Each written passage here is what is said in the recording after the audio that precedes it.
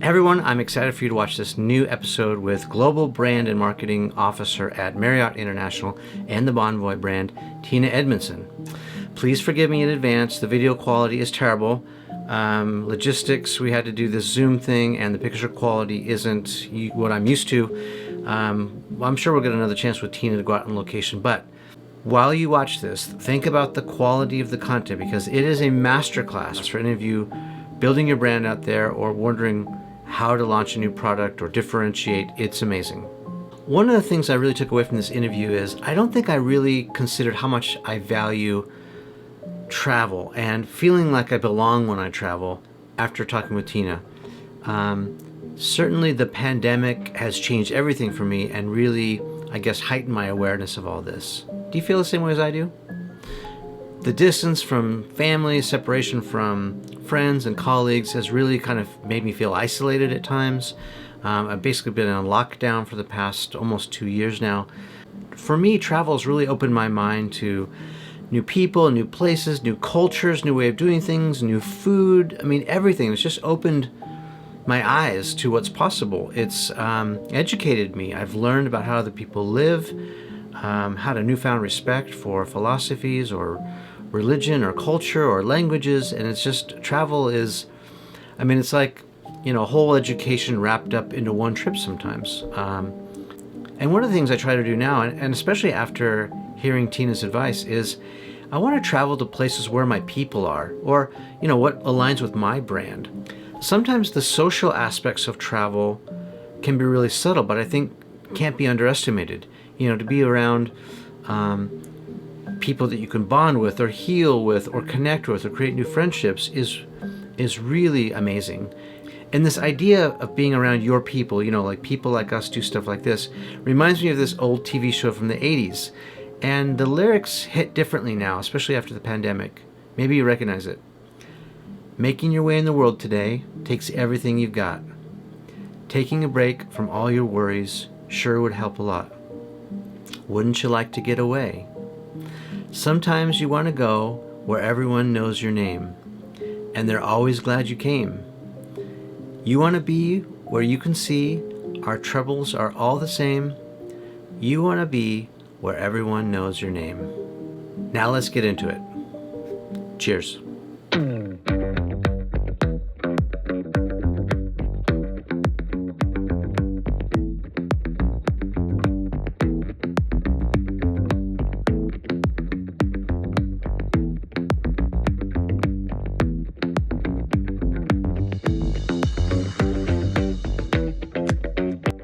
Good morning. I'm Tina Edmundson. I'm the Global Brand and Marketing Officer at Marriott International, and you're watching Behind the Brand with Brian Elliott. Ooh, you're a pro. Nailed it. One time. Love it. Hey, I'm Brian Elliott. Welcome to another episode of Behind the Brand. Tina, welcome to the show. Thank you, Brian. Happy to be here. Oh, yeah, my pleasure. And I should also say thank you for the hospitality, welcoming us to New York City from Los Angeles.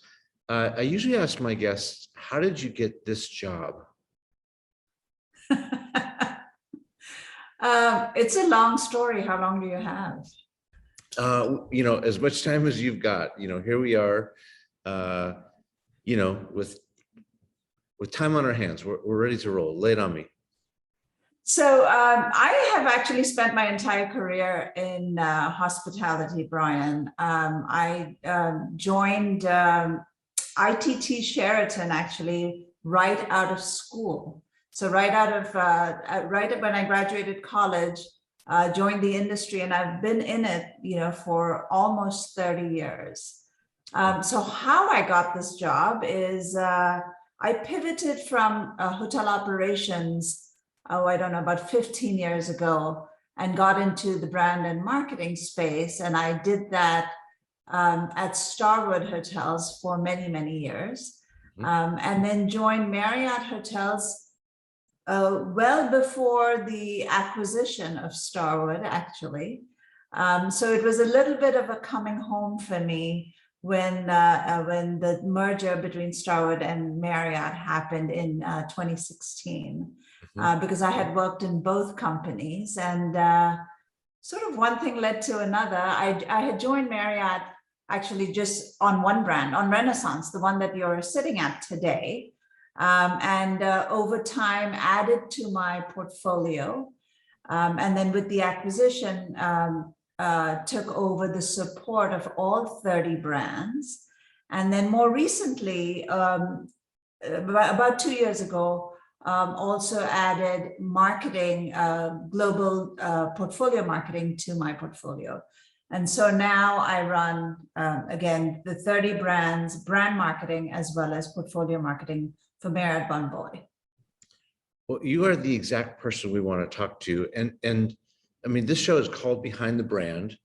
We talk about brands, we break down brands, we define brands. So I'd like to unpack all that with you in a little bit. Let me roll back the clock to young Tina. Where did you grow up? I grew up in Mumbai, India.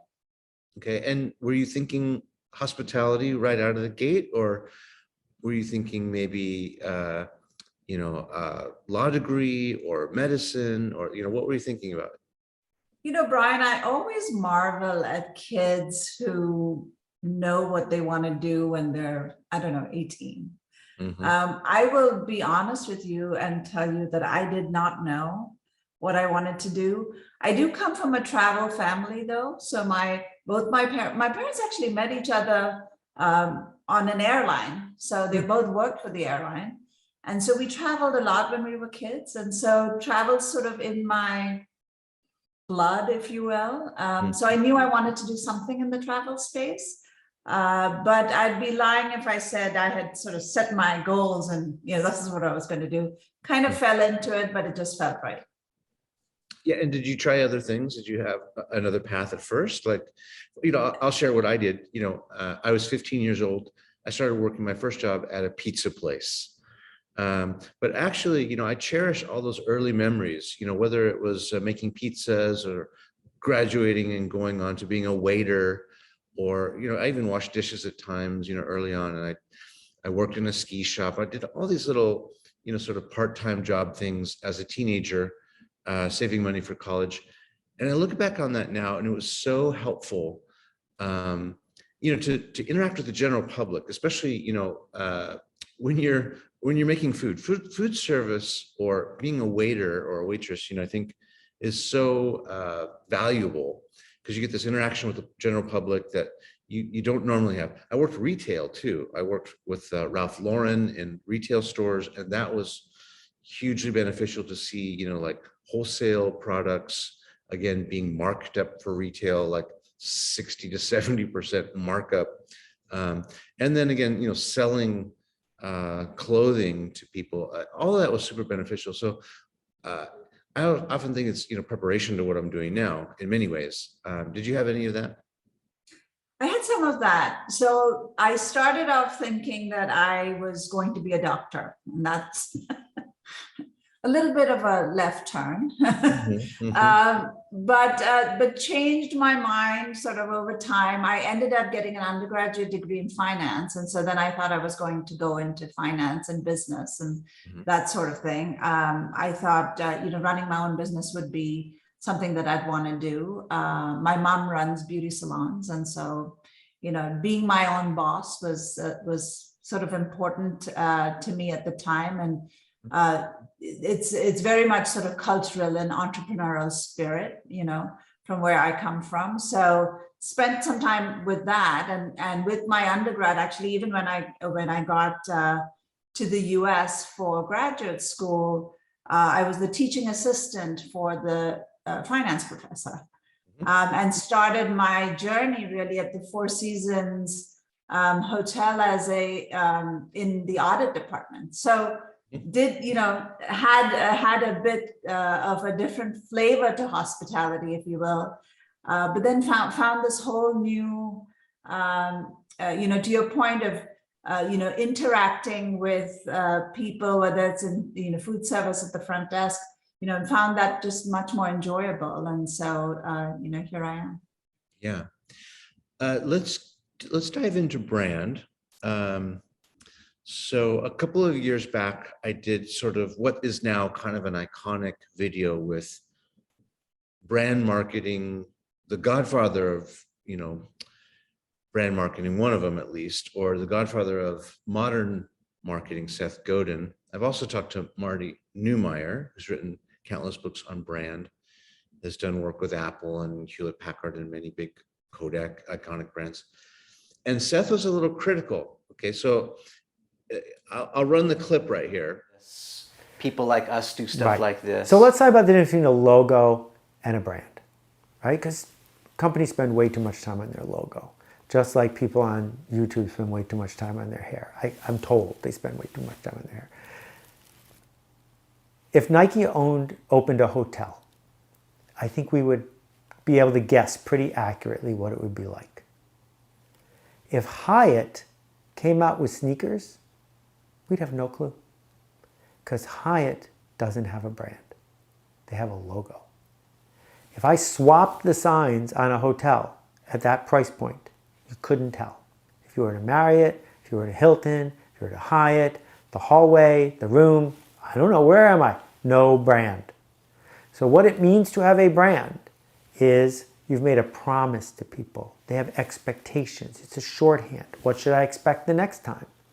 And if that is distinct, you've earned something. If it's not distinct, let's admit you make a commodity and you're trying to charge just a little bit extra for peace of mind. The problem that Hyatt and Hilton and Marriott and the rest have is sort by price. Because if I go online now to find a hotel, it's really simple. Sort by price. Why would I pay $200 extra to go a block away? I don't. So what's the value of a brand? The value of a brand is how much extra am I paying above the substitute? And if I'm not paying extra, you don't have a brand. So when we think about what brands ought to do to move forward, the most important thing is to not worry about your slogan, your spokesperson, the wrapping. It's to worry about the substance. Work that matters for people who care. Find the people who care, the smallest viable group you can live with, and figure out how to give them work that matters. So if we're still on the hotel thing, there are hotels, these new chains of mini boutique hotels, that charge double what a Hyatt might charge for less. But it's only less by the Hyatt measure. It's way more by the measure of someone who cares about what the people in the lobby look like, who cares about how hip it feels to walk into the bar. They're investing not in, oh, you get a room with 3 power outlets. They're investing in throwing a party in a place where you also can sleep while you're on the road. Those hotels have a brand. And those hotels are some people pay extra for, but almost no one in the scheme of things. When he was talking about brand, he said, go into any Marriott, Hilton, Hyatt, sort of the big franchise brands, go into the lobby, look down at the carpet or look at the walls. And if you can't tell or distinguish what hotel brand you're in, you don't have a brand, you have a logo. And I thought, ooh, snap, like that's kind of true. That's kind of accurate. Now, I'll also, in fairness, roll the B-roll of this Renaissance hotel. And that's not the case here. But can you speak to that a little bit about how you are differentiating your brand? It's such a ubiquitous brand. Marriott or even Renaissance now has become sort of this very well-known franchise brand. Talk about brand and maybe respond to what Seth said a couple of years ago about it. So, brands help consumers make decisions. Mm-hmm. And, brands make a promise, and the successful brands are the ones that deliver on that promise consistently. Mm-hmm. I don't disagree, actually, with what Seth says, right?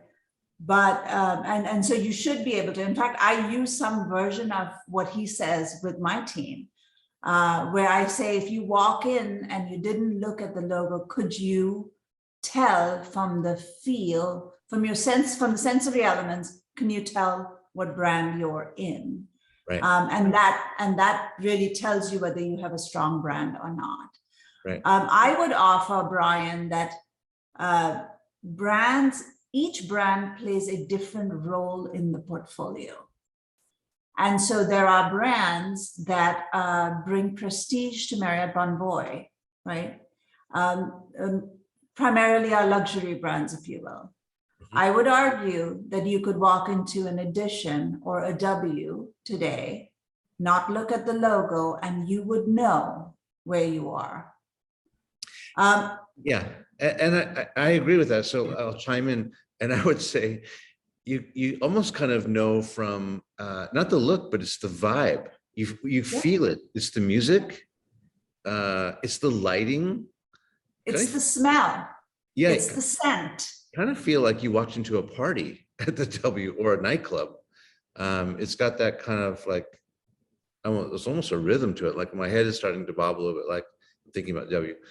And I was super impressed when I walked into Chelsea too. I mean, of course, I'm not just blowing smoke. I'm saying I walked into the hotel and it feels very boutique-y. Of course, we're in New York City, so it lends itself to that kind of look and feel.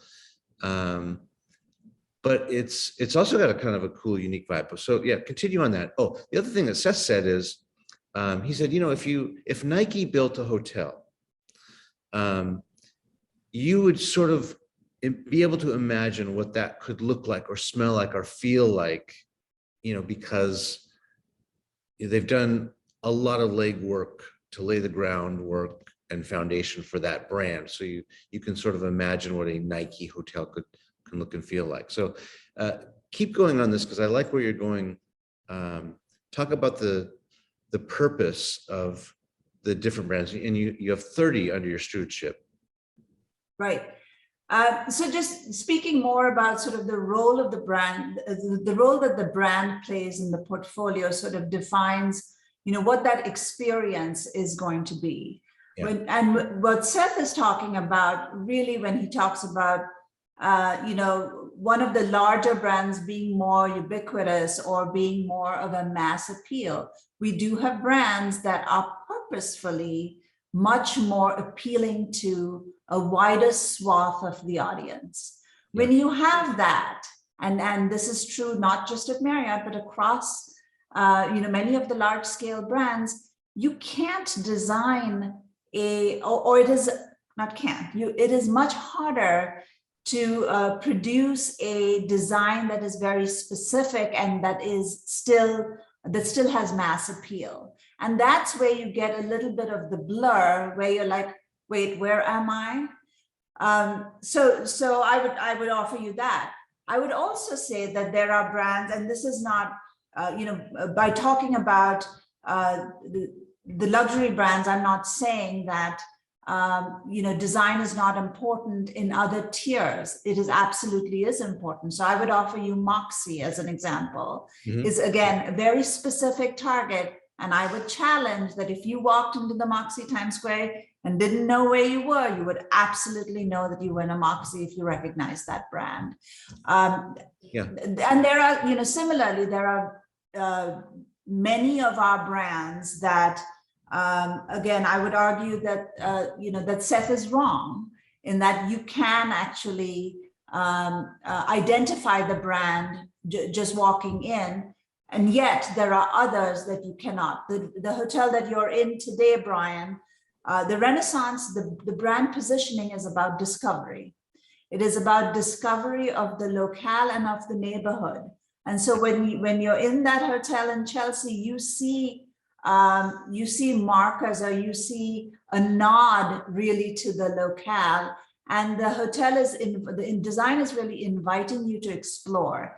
For some of the elements, you sort of have to look, and then you look again because you didn't get it the first time.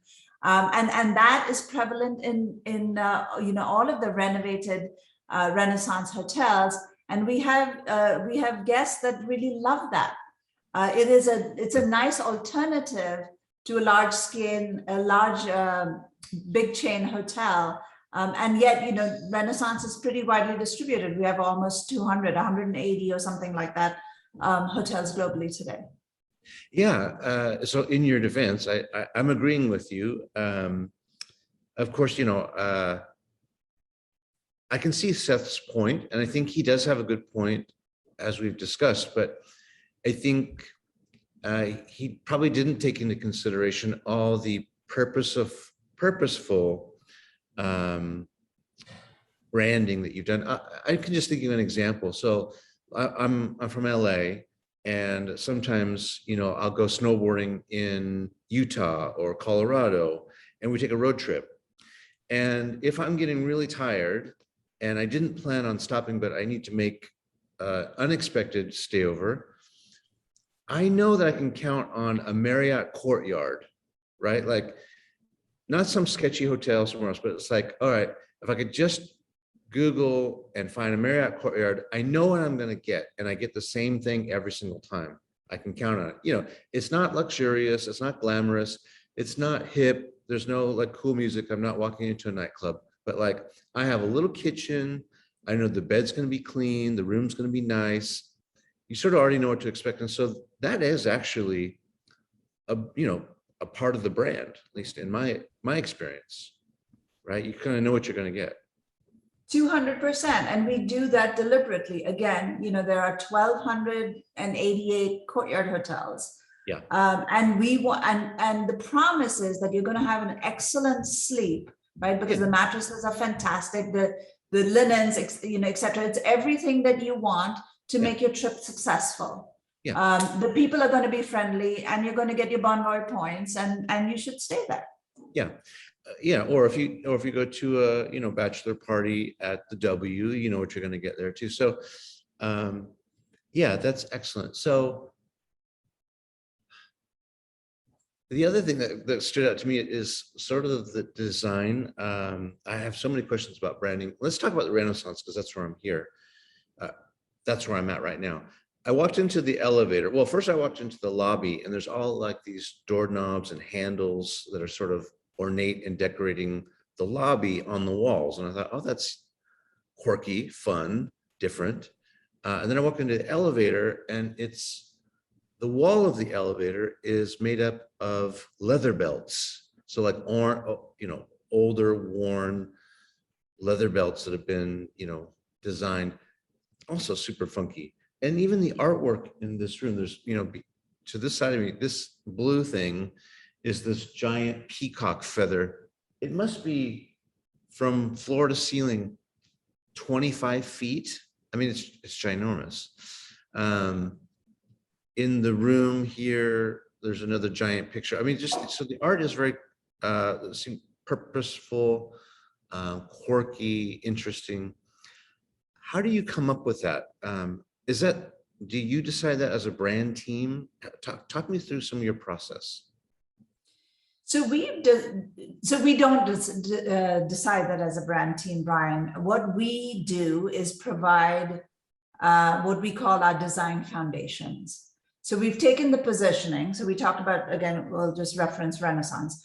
Renaissance positioning is about discovery. It is about being intriguing and indigenous.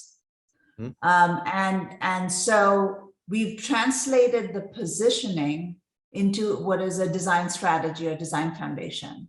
Okay. And we've given guidance to designers in a document of sorts, including mood boards and inspiration images, to say this is what Renaissance should be. And it includes functional things like how we think about lighting or how we think about color. But importantly, it includes emotional things about how we want guests to feel when they're there. Mm-hmm. So again, Renaissance is very much about the neighborhood, and the document sort of spells out how they should go get references from the neighborhood, right? And the design document is actually what guides the designer, and they will then, whether it's the artwork or whether it is the look and look again piece that you mentioned with the doorknobs, comes from the design firm that has been awarded that project. And then from the Marriott side, we have a QA process, a quality assurance process, where our designers are just checking in on a periodic basis with the design firm to make sure that it's not going off the rails and it's still true to the design intent of the brand. So a lot of people who watch my show or listen to my series on a podcast, they have their own brands. Maybe they're like you, they're running a brand, working for a company, or they are thinking about starting their own brand. And one of the challenges is, I think, for all of us, myself included, is how do we really do this, in marketing speak, it's like segmentation or audience. And I'll go back to something Seth taught me as well, which is, he said, Brian, whenever you're starting something new, you need to think of two questions. The first one is, what's it for? In other words, the goal, what you want to achieve. And the other one is who it's for. And the problem and the challenge I've run into with the who it's for, or answering that question, is the first tendency is like, well, gosh, it's for everyone. Like everyone's going to love my brand, right? But that's the wrong answer, right? Because if you try to reach everyone, then you reach no one. You really need to like hone in and niche down. So how do you do that?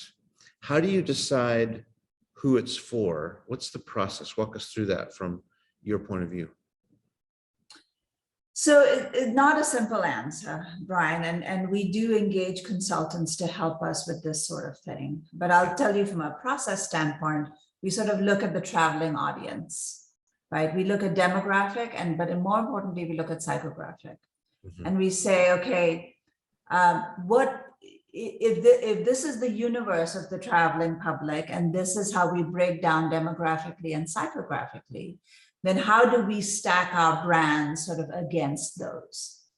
So an example is, there could be an indulgent, right? People that like to indulge.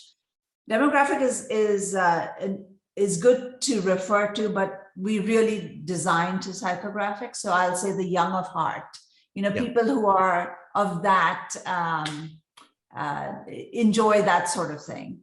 And then we'll say, okay, for the young at heart person who is indulgent and wants to sort of experience all the stuff when they travel, we're designing for them. So to your point, we design to a target consumer. And if you're true to that, there are other consumers that are on the edges that will be attracted to it. But if you try to design for everyone, you get to a whole bunch of nothing. And you get to what Seth calls sort of, I can't tell, what this brand is because it's, it doesn't mean anything to anyone.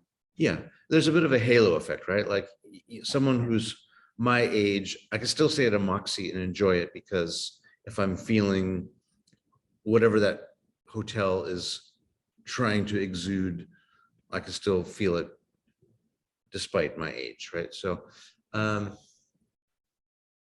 you looking at competitors? Are you trying to find like white space in the market? Like, so let's say a Hyatt or a Hilton is not doing this. Okay, here's an opportunity for our brand to jump in and create something new, a new category. So we always look at competition. That's just part of what we do. And even when we travel, I know when I travel, I'm always looking for what's new and next and what's open in New York City and, whatever I'm not seen, because I always am interested in what other people are doing. I mean, with a portfolio as diverse as ours, there's not a lot of places or opportunities that that we haven't explored. But I think rather than the competition, it's really keeping our eye on what is changing in society or culturally that gives you an idea of what is new and next and what people are going to want to do in the future. And that's also part of the innovation part is also very much sort of baked into how we think about when we update our design strategies, our design foundations. Let me ask about maybe substitute competitors, like say an Airbnb model. How much is that chewed into your market share, and how much are you thinking about it? Because it's like beer and milk. They're both beverages, but they appeal to different audiences, right? But it's a substitute competitor. So different, but similar. Yeah, we think about it a lot, Brian, and I think we should, right? I mean, just as you think about traditional competitors, you have to think much more broadly, and we would be foolish to close our eyes to, again, consumer changing behaviors, right? But to your point, it is a different offering for a different trip type. Right. And what we see is that when people are traveling for a wedding or with families where there are a couple of different families and they need more communal space, it may be a better option, right? Airbnb may be a better option. For us, though, there is a huge cohort of travelers that love hotel amenities, right? Yeah. They want to be able to, and I'll tell you, myself included, right? Regardless of price, you want to be able to, for me, when I'm on vacation, I want a drink, I want someone to bring one to me. You're not going to get that at an Airbnb. People enjoy the lobby spaces where they can go down and, grab a bite or have a spa experience or have fitness centers, very important. So the hotel amenities are very important to the hotel guest. And it is really a trip purpose and travel need that would cause, a traveler to say, hey, I want a different type of experience. Now, because of that, we've gotten into the homes and villas space, as you well know, which is, now we have north of 30,000 homes on our site. And I want to be clear that we're not trying to compete with Airbnb. We're really trying to provide a alternative offering to our Marriott Bonvoy members, because we know that people have occasion to stay in a different type of accommodation, sometimes, depending on their trip purpose. And we want to make sure that we can offer that within the portfolio of our travel offerings through Marriott Bonvoy. Yeah, so I mean, it's smart. You've got to look and see what's happening around you and be realistic and really, business is all about finding the problems or identifying solutions for people to make their life better or happier or easier or more comfortable. And so it makes sense that you guys would do that, because there's this growing segment of the population that's looking at that kind of experience. I get it. What's something that we might not know about how you go about your business, how you go about running these 30 brands? Is there something that's maybe unexpected that we would not imagine you're doing, or that you have responsibility for, or talk about that a little bit? I think what is not maybe very evident to somebody sort of just looking at the 30 brands is, I'll sort of go back to this notion of the role of each brand in the portfolio. And so, it's hard to, it feels like it's a little bit of a different riddle in the hospitality space versus, as an example, in the packaged goods space. So if you took an example from like a P&G, they have a lot of brands. How they manage, though, is quite different because it's such a different industry. Right. But when you look at the hospitality and you look at our 30 brands, it has a whole sort of different level of complexity, because we're not marketing a thing, we're really marketing an experience, which I think makes it a bit more complex. And so we've really done a lot of work on saying, hey, we're not managing every brand to the exact same key performance indicators. Depending on your stakeholders, you actually have different metrics for each brand that you should hit. Right. And I think that really guides the management of the brands in a particular way. We're excited for Fairfield Inn, which is now, I don't know, 1,500 hotels. We want it to be 5,000 hotels. Mm-hmm. But I never want Ritz-Carlton to be 500 hotels. Right. So again, how we manage it sort of depends on what role we want those brands to play. And I think maybe that is not, it doesn't really come to mind right away when people sort of see, hey, how do you manage 30 brands? I kind of see you as the orchestra conductor. And, if the Ritz-Carlton is the, solo violinist, that $5 million, violin, and it's just like Stradivarius, there's that. And then there's the whole like trumpet section, the brass, or, so I imagine that you've got all these different players and they have different roles and they do different things. And then you're sort of, orchestrating all of it, to make beautiful music. That's my impression of your role. I love it. I'm going to use that, Brian. You got it. It's all yours.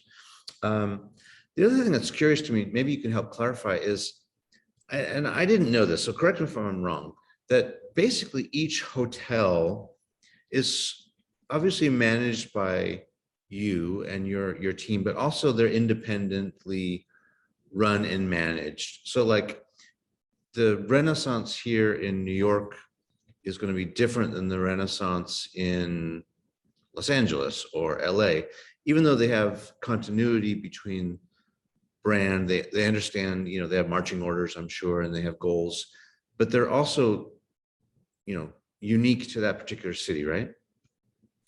Yes. So let me answer maybe a broader question, Brian. We have brands that we manage and we franchise. Yeah. So the Renaissance in Chelsea that you're at actually is a franchise hotel. Okay. So Marriott does not manage it.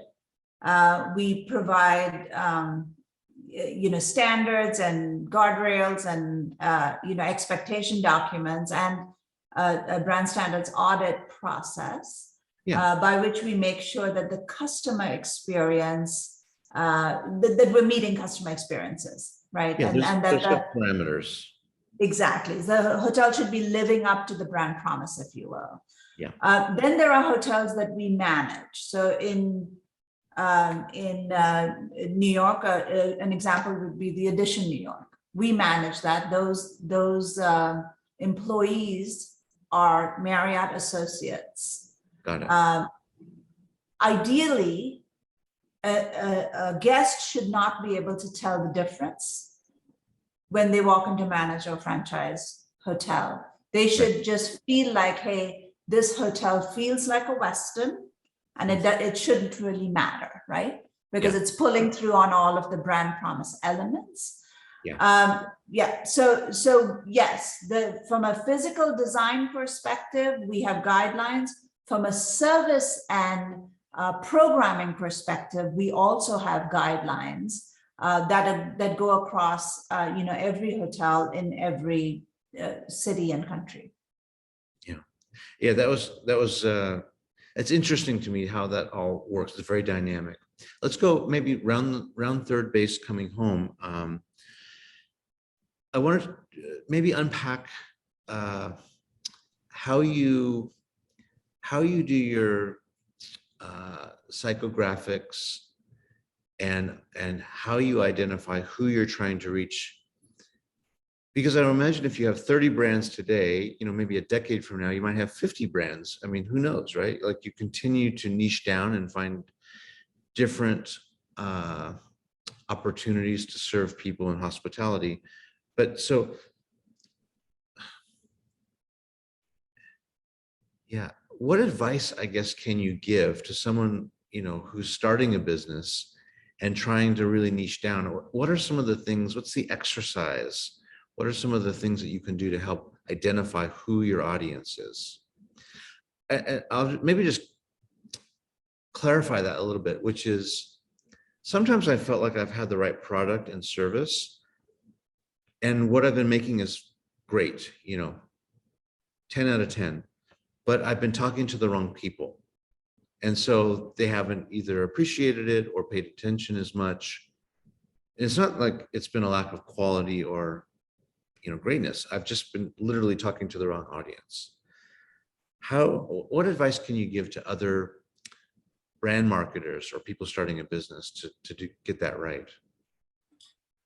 I would say do your research. One of the things that, Brian, I did when I first joined Marriott is for the first 100 days, maybe even longer, all I did was go out to the hotels and actually try to understand all of the elements from all stakeholders' perspectives.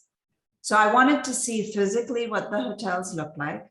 I wanted to talk to the associates to see how, what were their opinions? What did they see? What do guests ask for? I wanted to talk to guests to see, what did they love? What did they not like? Right. And we did a bunch of, research focus groups that I sat in on just to understand. So I would say listening is a really important piece of it before you even sort of pick up a pen. Yeah. So really getting a full sort of 360-degree understanding of the marketplace and the role of your product in the marketplace, I think is really important. And then I think it is, to your other point about study the competition. Where are they? Where's the white space? What could you do better because you have some intrinsic advantage that nobody else has, or something that is hard to get. It's hard for others to replicate because you have this sort of inbuilt advantage, and then really lean in on that. And I think those things really sort of set you up to be differentiated and to protect your space a little bit, build a moat around you, if you will. I mean, we were just sitting back, chopping it up, reminiscing about the good old days and all that, tracking my roots, where I came from and where I'm going.